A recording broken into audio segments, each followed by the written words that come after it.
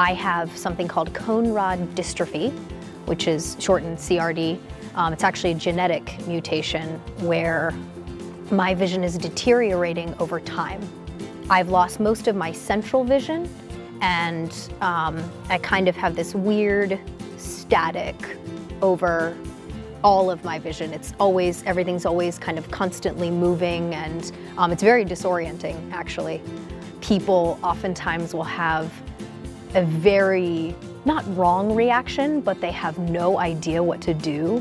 And they assume when you have a disability, you have all of the disability. So they start talking to you very loudly and slowly. And when you're asking for help, it's kind of, don't assume a blind person is not gonna be, fully intelligent and cognizant of everything that's going on.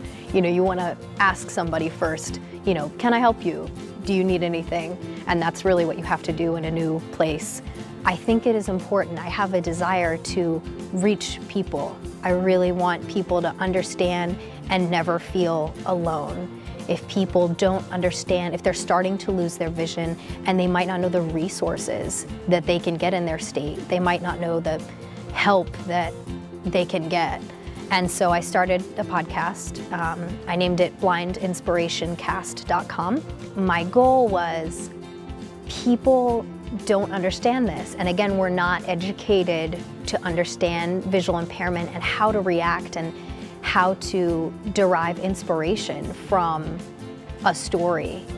The idea that we all have souls and we're all unique, but we all, in the end, I think, have very similar problems and struggles with being human.